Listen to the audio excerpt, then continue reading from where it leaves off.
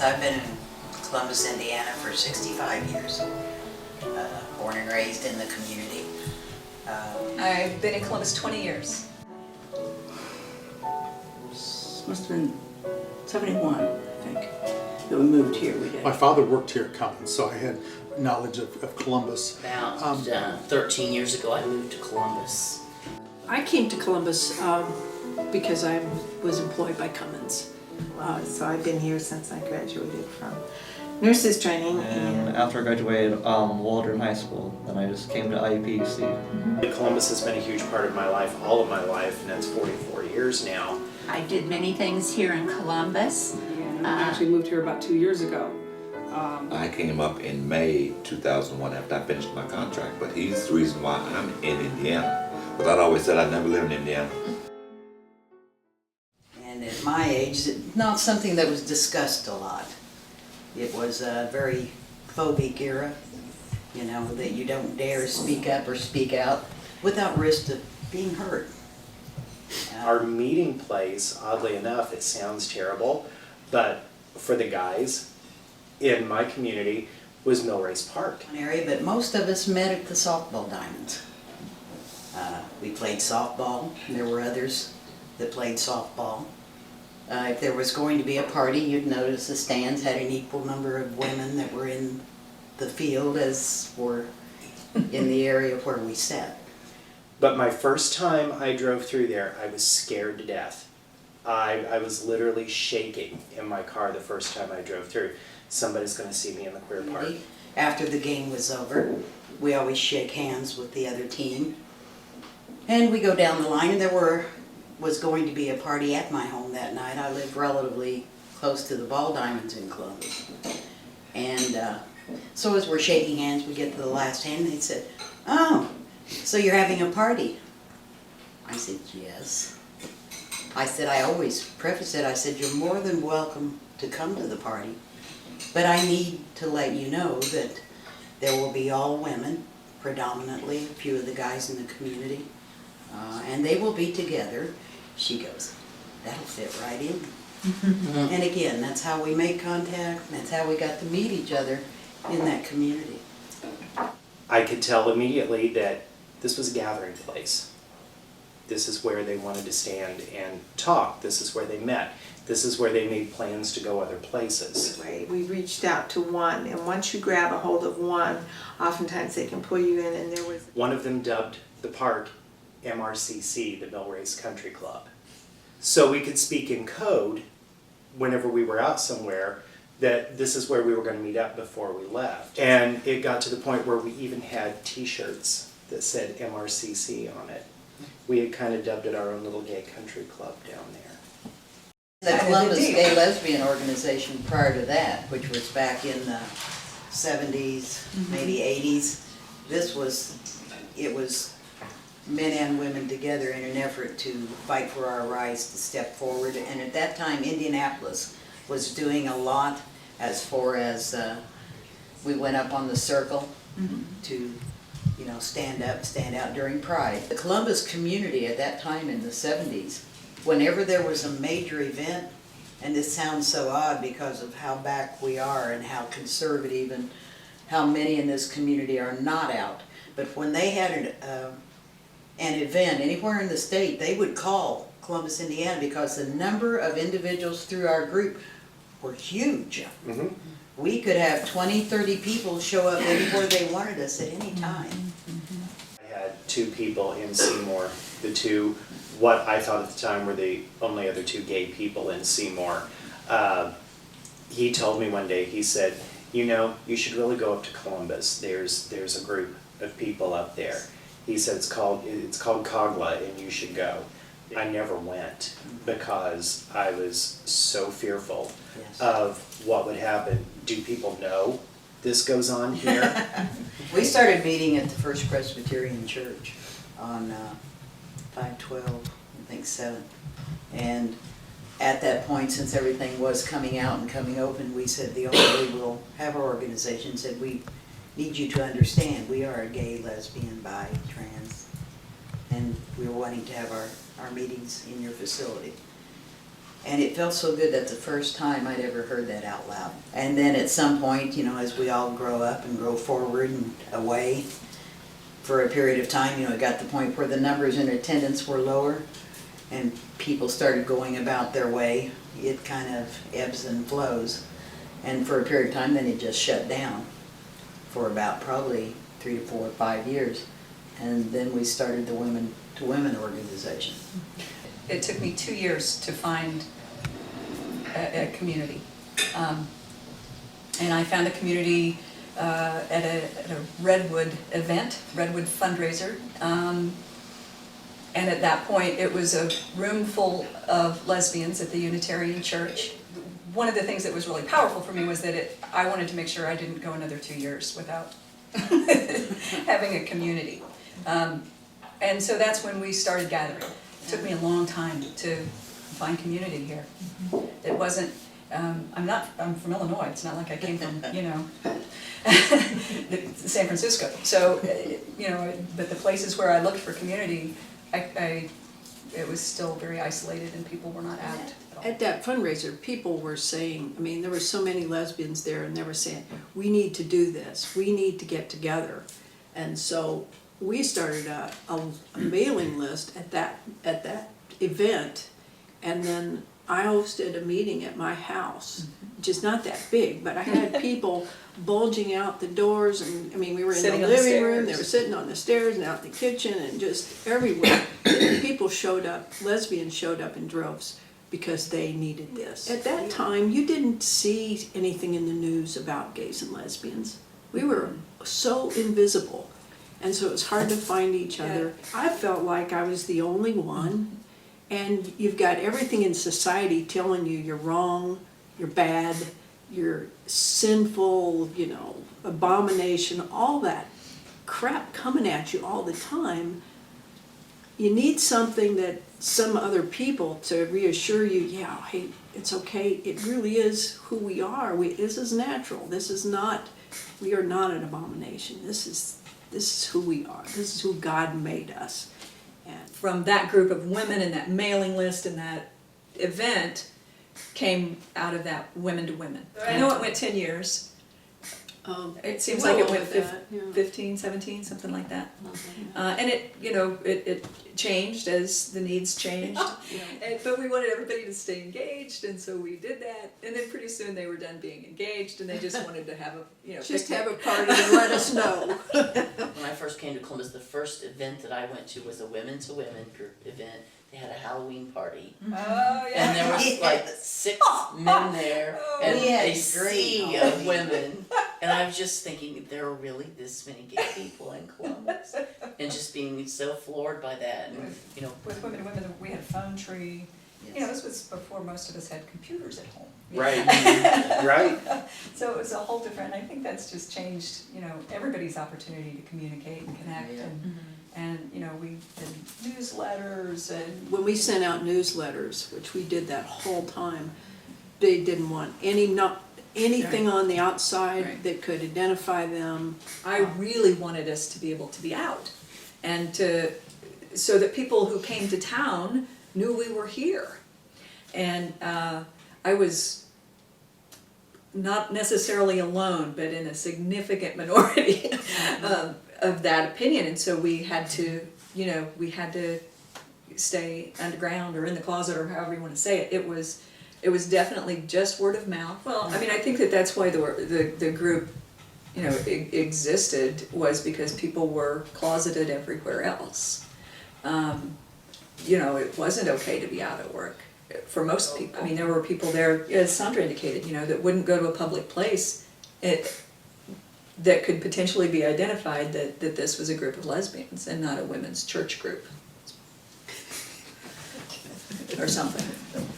We can hide. mm-hmm. Right. Right. We don't have to be out. This And is we're- still Columbus, Indiana. Yes. And if When I started PFLAG 20 years ago, it was probably 5 years after that, a lady from Columbus approached me, and she wanted to start a PFLAG here. And it just got too scary for her, and she couldn't find enough support here.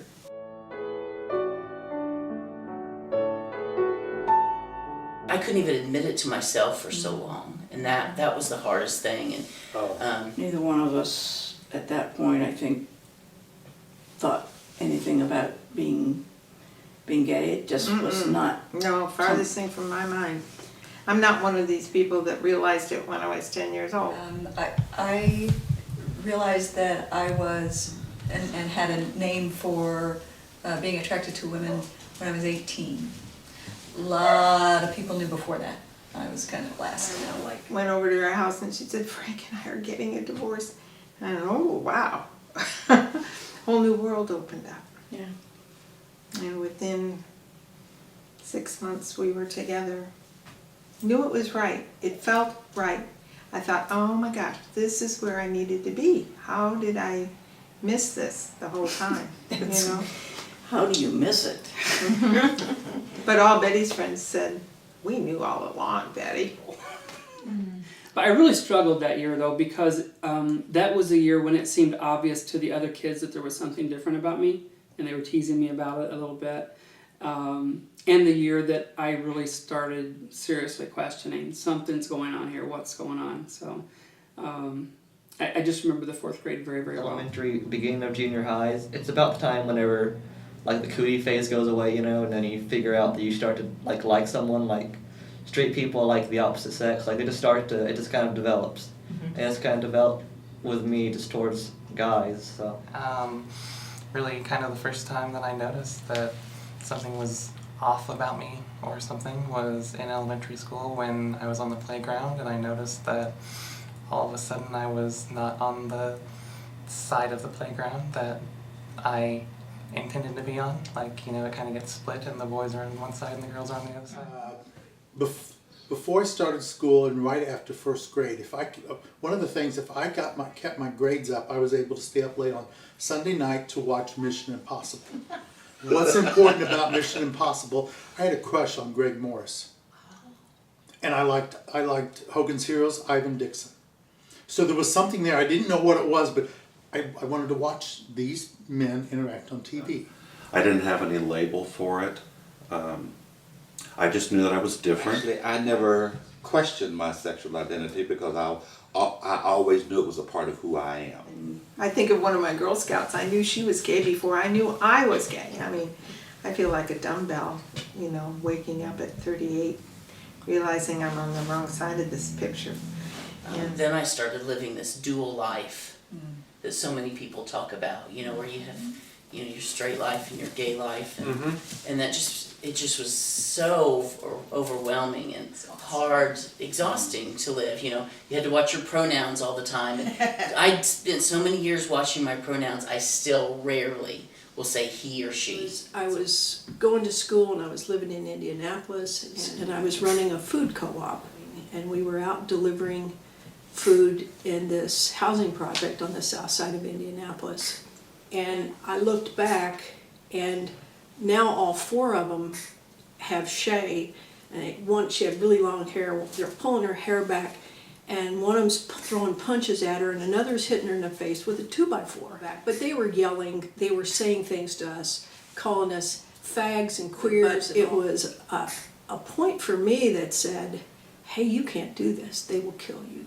You can't be gay in this world, they will kill you. And I really started to get depressed the more I realized that, again, in the definition of my church upbringing, I think I was one of those people.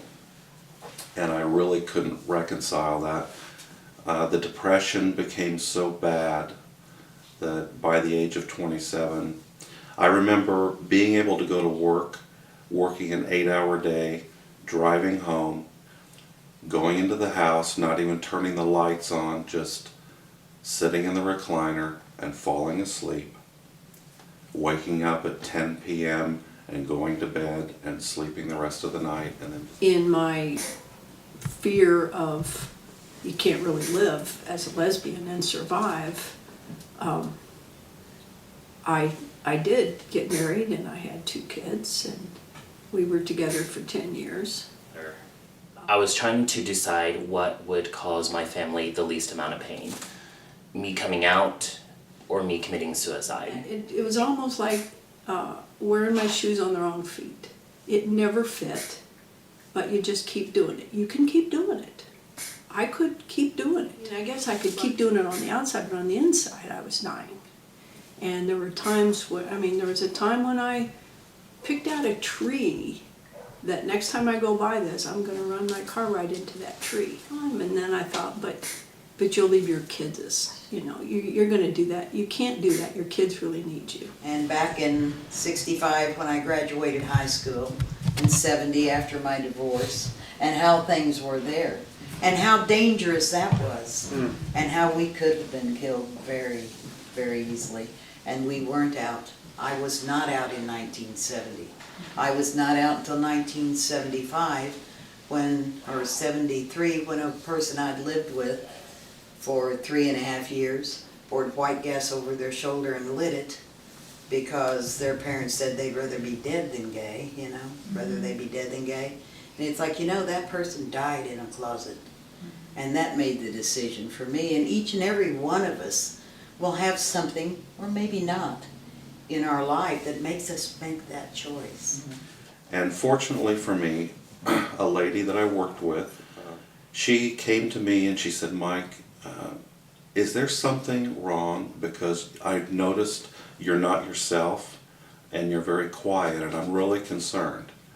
At that point, I had actually reached a point of feeling suicidal. And so I really felt like I had nothing to lose to tell her. She was the first person I actually said the words out loud to. It came to a point where, I started dating people, and the first person I really dated seriously wanted so badly to be part of my life. And we spent several years together, and then really what broke us up was the fact that he wanted to come to my family gatherings. I went to see my grandmother every Sunday. My family got together twice a month. He wanted to be part of that, and I finally told him I couldn't. And that was a really hard choice, that I chose this straight, closeted world over love and companionship. I came out in late '85, early '86, somewhere around there. I can't remember the exact time, but I came out in high school. And here I was in Seymour, Indiana. And, I was getting to the point where I couldn't go home. I would drive down to Seymour and I wouldn't be able to breathe, and I'd have to turn around, and we're dealing with that juxtaposition between religion and God and accepting. 8:12 a.m. I threw my books down and made the announcement. And there I was, all of a sudden, through sheer frustration and anger, I confirmed it and put myself out there. Finally one day I just couldn't do it anymore, and I went home, and I got there before my parents got home, and when my mom walked in the door, she knew something was up because I was sitting in the couch and was kind of crying, and I told her, I cried, and she said, what's wrong? You could tell me anything. And I told her I'm gay. I talked to my husband about it, and I think he had always been afraid that this day would come. But we really cared about each other a lot. So we made it as agreeable as possible, even though we were both in a lot of pain. And the kids too. So, what strikes me about it is, what a shame that society puts people in a position like this, where you get married and then have to destroy this relationship, this family, in order to be who people really are. If we just let people be who they are from the get-go, all this pain would have never happened. But the other side of that is I wouldn't have these two great kids that, I love too. So This was while Betty was getting a divorce, I hadn't. And she called, she said, "Oh, Sandy, I've just heard something you have to know." And I said, "What?" She said, "I've heard that Betty loves women." And I thought, oh my God, I'm the woman. I didn't know how to tell her. I said, "Oh, Marie, but we still love Betty, don't we?" Oh yeah, we do. And she hasn't changed. She's not a different person. No, she isn't. I said, let's meet for lunch. So we got together and I said, Marie, we have something to tell you. And I said, I'm gay. And she goes, okay, we'll pass the salt. At first, I was very anxious about being known, and in some ways it helped a lot that Nora kind of went out and spilled the beans to everybody, because everybody knew. And so after that, you just made the assumption that anybody that you even halfway knew your entire life story, and it was just a relief to not worry about it. You just don't worry about it anymore. You just say, well, okay, if they don't like me, they can avoid me, but you can't worry about it. You can't worry about it, and we had enough other things to worry about with 4 kids. And I said, well, you're never going to have great-grandchildren for me because I'm queer. That was the term that was used back then. And she didn't say a word. And when we told my grandma, she was so wonderful about it. She told me that the first thing that she did was she prayed for me. And when she prayed, she asked God that if this would lead me to any kind of unhappiness or be bad for me in any way, then she wanted him to stop me. And when God didn't stop me and I continued, she saw that as a sign from God that this was right for me and would lead me to nothing but happiness and goodness. And my mother was just like, I don't know what to say. And then 20 minutes later, my father got home and, you know, I was crying. He sat down and he said he knew something was wrong, and my mother finally said, you just have to tell him, and I told him, and he said, well, you know, that's okay. I still love you. And he said, I've known since you were little. Which was so, just blew my mind at that point, because, you know, here's my mother, she's crying because she has a gay son, and my father, who I thought would reject me, said, you know, I still love you and it's okay, and I've known for a long time. And it's, you know, and so that was really, you know, the turning point for me, you know. And I was just waiting for my whole world, the world to open up and just suck me into it, because she says, and that was all she said. She was sitting on the couch much like you are right now. I said, what do you mean? She said, baby, I've known who you were since you were 4 years old. And I said, well, why didn't you tell me? She said, no, it wasn't up for me to tell you. It was up for you to tell me. Because when you tell me, then I know you're able to handle anything that comes your way. And I looked at my mother. She was standing up because she was mopping the floor. I said, Mama, what did you know? She said, when I held you the first time, I knew there was something different about you, but I didn't know exactly what. My grandmother said something that I've kept as the cornerstone of my life, and something I tell all of my students with their children. She said, baby, it's our job to raise you to be the man you're supposed to be, not the man we want you to be. Seed. And I told you, having the woman I was with, you know, choose death over life because of it, dying in that closet, making that decision for me that I would not. And that anything I could do to help people get out of it, that's what I needed to do. That's how I got here. Mostly I hadn't been out in Cummins because there were people that I knew who I didn't even know they were necessarily a lesbian or a gay person, but they had been terminated from Cummins and told that it was because they questioned their lifestyle. It was in 2000 when Cummins announced domestic partner benefits. Prior to that, they had, I think 4 years before that, they had changed our treatment policy of how we treat each other at work to include sexual orientation. That was a big deal. I remember nobody talked about it. I just remembered seeing the policy one day, and it had been added when they announced the domestic partner benefits. It wasn't really an announcement. What I saw was a little piece on a bulletin board that said, as of such and such a date, we are Cummins is going to offer domestic partner benefits to same-sex and opposite-sex partners. And it was, I mean, it was just on a bulletin. So it was like 3 days later that it hit the paper. So somebody, you know, who obviously didn't like it also saw it and sent it to the paper. But even though we started these groups and we were doing things, we were still pretty invisible. Yeah. But that made it a community topic. And so everybody had an opinion. There was a month of letters to the editor. You get terrible email or snail mail either, and get called names in the paper and that sort of thing, and it's so much easier when you've got a bunch of friends you can sit around and talk about and laugh about.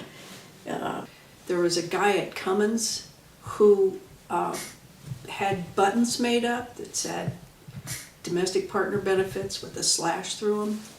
He handed them out at the tech center when people came in.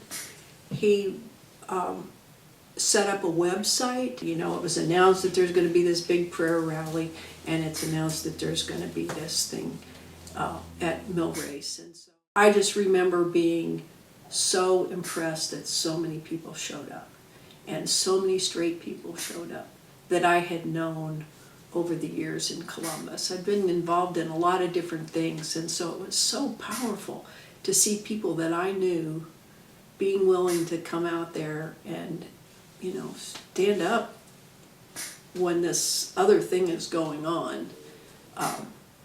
Because there were probably a lot of people over there I knew as well at the other thing. But I was just so empowered by the number of people that showed up. And we will join together to continue to grow Columbus in the direction that we all believe Columbus needs to grow in.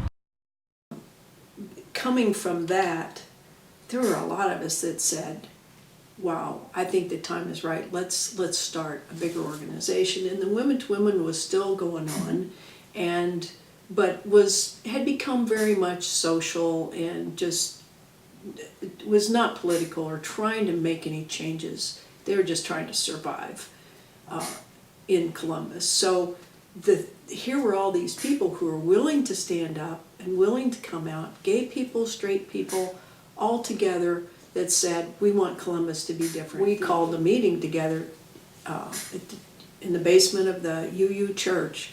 It was packed with people who were really interested in continuing to have a presence here in Columbus to try to change the climate.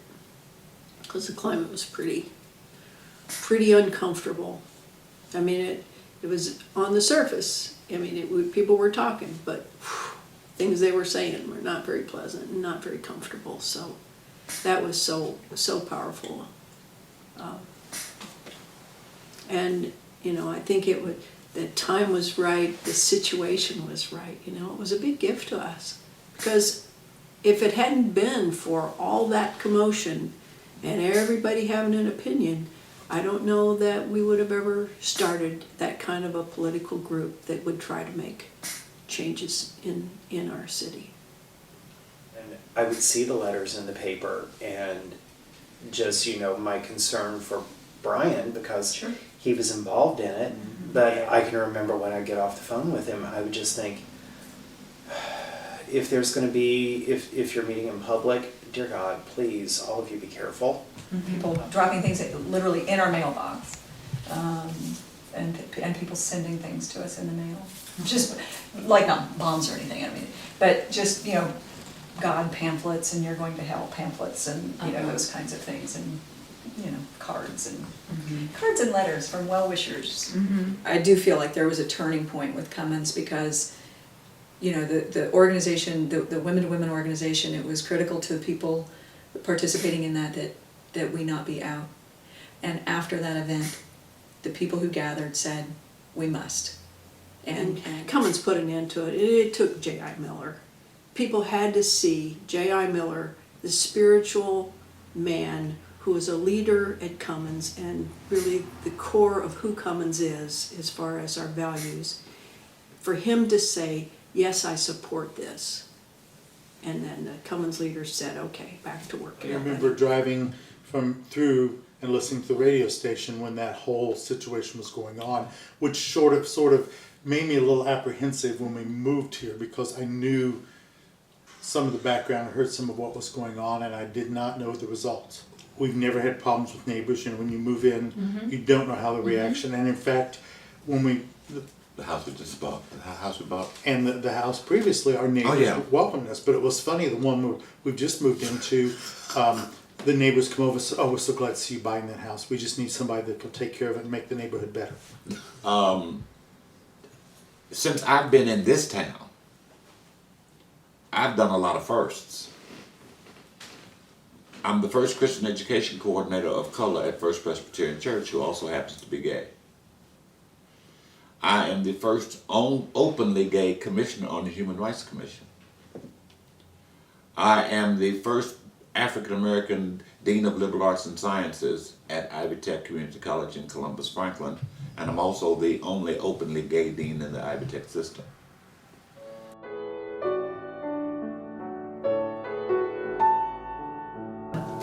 Bruce has lost 3 jobs because he's gay. And the common remark that I would get from friends who didn't know enough about this issue, like, well, that's against, his civil rights. And I had to explain that he wasn't protected, that he could be fired for being gay or being perceived as gay. I feel like I'm covered by my right as an individual. Businesses, you can fire somebody and say it's because I think you're gay. And I see the ordinance as good, but it's in Indiana, how do we enforce those? I think if it would become so detrimental or make it so impossible for people in the LGBTQ community to be treated fairly, I think there would be a groundswell for that to happen. At this juncture, I don't think it's necessary. I've known him to take an employee and they start leaving them off of the invite list to meetings. And then they can say, oh, well, they haven't been to a meeting, and these critical meetings that they needed to be there, they didn't show up for those meetings, so their performance is terrible. Well, as far as the human rights ordinance is concerned, we have in place a change in our ruling. Don't put the asterisk there. Don't say, yeah, we're kind of supporting you, but asterisk there. Get rid of that. Let's have full equality right out there, and let's be bold about it. Let's be unapologetic about it. There. And say, well, why don't you do it now? Why don't you do it now? Well, sometimes you have to. In politics, it's sometimes not the best time to get it done. Out there, we have to actively support it. We have to say, as a community, it's not acceptable to not support this. But I still say, as a Human Rights Commissioner, it is always constantly our focus to defend the rights of all citizens. And that inclusiveness does not disclude the LGBTQ community. And so don't think that we as the Human Rights Commission are not aware of those issues because one of us sat on the commission. It's just not the judicious time right now. It's not that it's not necessary, but you have to do things incrementally instead of all at one time. Can't say enough about allies. Yeah. I really believe that in any movement, allies are the ones that make a difference to the people who are opposed to whatever it is. There is a circle of people here in Columbus that are very accepting, I think. I think there's some that definitely aren't. But a growing number of people who certainly it doesn't seem to make a difference to, as an ally, you can talk to people who are gonna assume that you think just like they do. And when you don't, it makes them think in a way that I can't make them think. That until the straight community around us became A, aware, became B, supportive, and was willing to be out there to help open those doors, that we ourselves cannot push against and open. That's vital. That is the key, and that's what has changed Columbus, Indiana. I don't know, we had talked at times about moving out of Columbus and maybe going to Bloomington or somewhere in between, but Columbus has been a real, it's a good town to bring kids up in anyway, I think. And a community. I mean, it just seemed like a community. So I just wanted to live here. And Everyone I tell is fine with it. I don't know how they think on the inside, obviously, but they at least showed to me that everyone who knows I'm gay is fine with it. There's people Everybody that I used to work with has been so wonderfully accepting of me and everything that I'm doing and supportive of everything I've done, and they're all just so happy that I'm much happier now than I was before it. You know, I think I have a huge responsibility to be doing things to educate people and to... You want people to accept your existence within the threads of the city. But you cannot be a slave to a blouse if you don't attach yourself to the blouse. The Columbus I see today does give me a lot more hope. We're not there yet by any means. So become a little bit more involved continually within the everyday life of the city. Let people see who you are as an individual, not as a gay individual, but as an individual who happens to roll over and look at the same sex in the morning. And it's just a case of being out there, being involved, showing that our lives are mundane, yet at the same time, every single person in this community can do extraordinary things.